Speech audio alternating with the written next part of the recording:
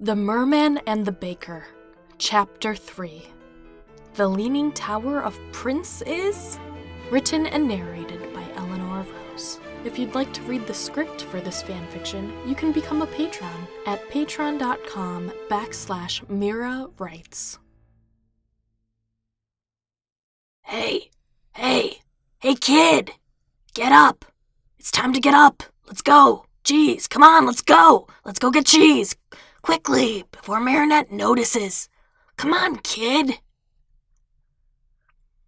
The paw taps to his cheeks increased in frequency as Adrien grunted, turning his face away in a futile attempt to dodge. Plag huffed, wiggling on his chest. All right, you earned the Sleepy Boy Special, he meowed, biting Adrien's eyebrow. Okay, fine, I'm up, Adrien said, jolting upright. The cat sure knew how to persuade someone out of bed. What time is it? The sun hadn't risen yet, and he knew he hadn't gotten enough sleep. He'd spent the last 2 weeks rising with the sun to help Marinette with the bakery and extracted as much as he could from Plag about the Miraculous. Apparently there was a magic man who guarded other Miraculouses, some that might be able to get him both legs and a voice. Even if another Miraculous couldn't, perhaps he knew what could. Which led to here, now, with the strange sensation of wet grass on Adrien's ankles. Would he ever get used to the surface? How far away is the magic man? He asked, hoping to strike up a conversation with his companion. I don't know. It's probably this way, Plag said, yawning. Adrien sighed, hoping the cat was simply giving him a hard time. He didn't know much about how the Miraculous worked, and hoped the magic man would help him find a way to slip between the surface and the ocean without pain while keeping his voice. He hadn't spent much time with her, but Adrien could tell Marinette would appreciate an extra hand around the house, and he would be a much better asset if he could talk. Great. So, kid, do you have a family? I'm an only child, but my mother raised me well. No father? Let's not go there. A tragic protagonist backstory then, huh? Adrien cracked a smile at the joke. That's not how I see it. I grew up well-loved, and it pushes me forward each day. To do what? As in, what I'm going to do with my life? Yeah. I want to start an orphanage. For the merfolk? That's noble. You are a protagonist after all. He rolled his eyes. No, Plag. I'm not the hero type. Well, have you ever had to be a hero? Of course not. Then how do you know you're not somebody's Prince Charming? Adrien sighed and pressed forward, feeling his 9-year-old self surfacing. He believed in dragons and magic and good triumphing over evil back then. Because villains get happy endings too. Plag stopped walking, taking the time to groom himself as he flicked his tail before responding. I take it back, he said. A tragic backstory doesn't suit you. You seem to have some unresolved teenage angst. They continued in silence, Adrien uncomfortably thinking about Plag's remark while he looked ahead. Before long, the duo saw a tower ahead of them and sighed in relief. It was almost nightfall, and they were both ready to sleep if the owner would allow them to stay for a night. That's odd, Plag said. What's up? I don't see a door.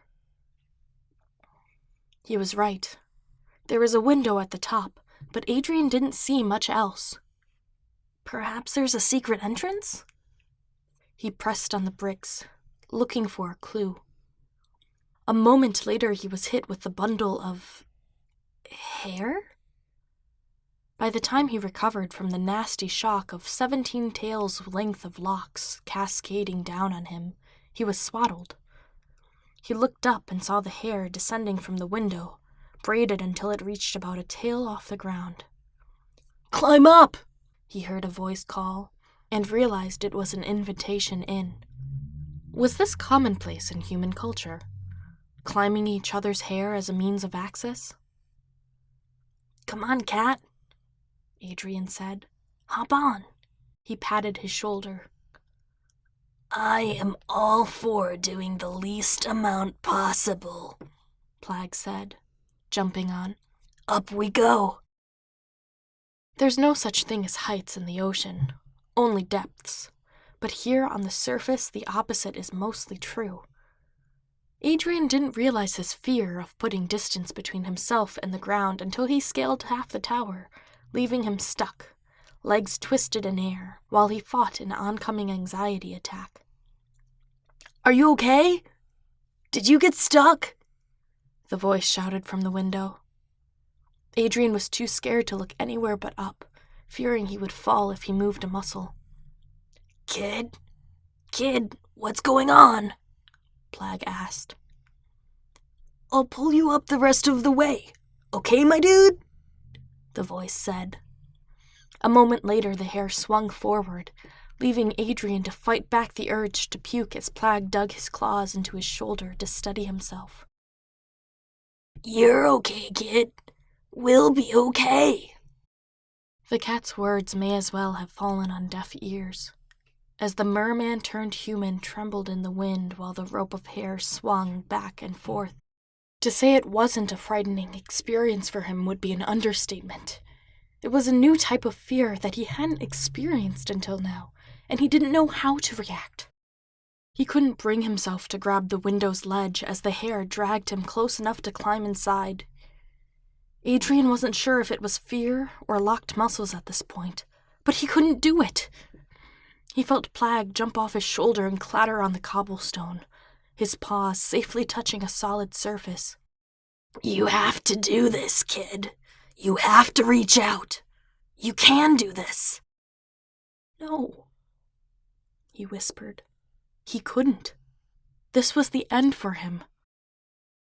"Be the protagonist, Adrien."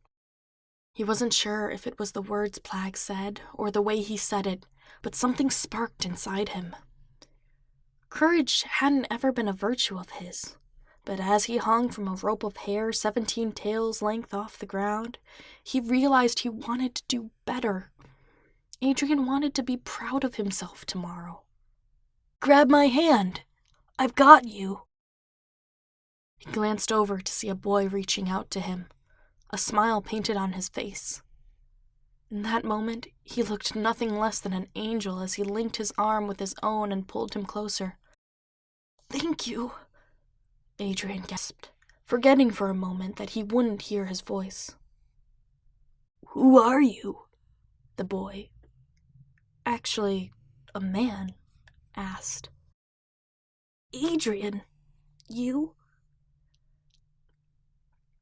He blinked and Adrien realized that, like Marinette, he couldn't hear him.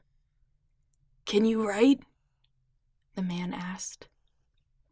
He nodded, then shook his head. He could write, but not in their human language. It was frustrating, but all he could do is hope he doesn't throw him out the window. "That's a funny answer," he laughed, walking over to a shelf and bringing over parchment and a pen. He sighed and scribbled, thinking it was useless to give energy to an unsuccessful activity.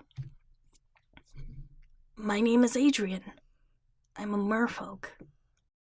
It didn't matter if he told him that he was a merman. He'd never know. "Is this the Triton's writing?" He looked up in surprise. This man recognized it? I don't know this word. The man traced the ink on the paper with his fingers. Is it related to mermaid? He nodded, somewhat curious about his backstory. Merfolk is to mermaid as human is to girl, he wrote. It took him a moment to read it, but Adrien could tell he was happy about it. A smile embraced his face as he traced his words, slowly mouthing it as he went along. I've never met a merman before, he murmured, taking a moment to glance up at him. He took back the parchment and continued to write. I'm wearing a miraculous. A miraculous? What for? It gives merfolk legs, apparently. Fascinating. I had no idea. Me either, until I met that cat. The cat? He turned to look at Plagg rummaging through his cupboards. I'm not taking anything, he exclaimed, his paws wrapped around some form of human food. Don't be sassy, Plagg, Adrien said. Can he understand you? The man asked. He shook his head. Long story. He can talk to other animals, merfolk included, but not humans. So, because you're not a human, but a merman with legs, you can communicate? He furrowed his eyebrows as he nodded. That's so dope! I wish I could talk to animals. I can't talk to animals, he wrote. Just Plagg. That's his name? Plagg? Yep. The cat mewed, now eating what he stole out of the cupboard. Well, it's nice to meet you too, he said, answering his meow. I'm Rapunzel, at your service. Rapunzel? What an unusual name. Humans are fascinating creatures. Adrien, he wrote. Haven't met a Rapunzel before. Well, my full name is Rapunzel Nilolahif, but you can just call me Nino. He nodded. Adrien. Oh, Rapunzel, let down your hair. You need to hide. Go! Nino exclaimed, shoving him into a wardrobe and slamming the door shut. I'm coming, Bubbler. I'm not getting any younger down here. Yes, Bubbler. I'm sorry. A minute of silence passed, leaving Adrien with an unsettling feeling. What happened? Could he come out? Was he not supposed to meet strangers? Question after question etched themselves into his mind, but he knew that, worst case scenario, peeking out could bring danger to both of them. I got rid of a pesky adult nearby, my child. Has anyone been by? I'd hate for them to corrupt you. No, Bubbler. No one is here. Oh, really? Adrien couldn't see what was going on, but whomever the Bubbler was, he set off a fear response. Yes, it's just me, safe from the rest of the world, adults included. Plagg's tail flicked, hitting Adrien's nostrils just enough to stir a tickle. He squeezed his eyebrows, trying to stay quiet, but to no avail. His head lurched back, and he sneezed. He sneezed, and he couldn't stifle it fast enough. The room echoed silence, accompanied by a clatter of something and footsteps forward. He held his breath, bracing himself for what came next, when the doors opened. Adrien rolled out of the wardrobe, banging his head on the wood and ending spread eagle on the floor. Rapunzel, Nino, jumped at his sudden, clumsily dramatic entrance. The Bubbler, however, reacted on a more extreme level.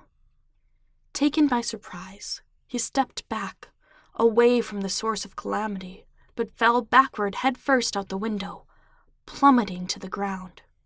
On Triton's tail, Adrien whispered, running to the window.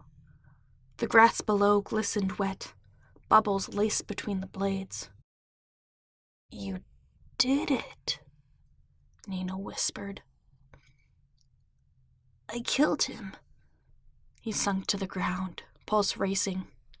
I killed him, and I never even saw his face. Kid, take a breath, Plagg said. Nino put his hand on his shoulder. Hey, he said softly. Take a breath. He was an Akuma. You saved me. He glanced over. Eyes narrowed. An Akuma? What? Let's go, my dude. He threaded his hair over a hook above the window and grabbed a sack from the table beside them. Before he notices. Adrien shot him a puzzled look. The Wicked Queen. Only the chosen princess can get rid of Akumas for good. I'll catch you up with the details on the way. But for now, we have to get out of here. Come on!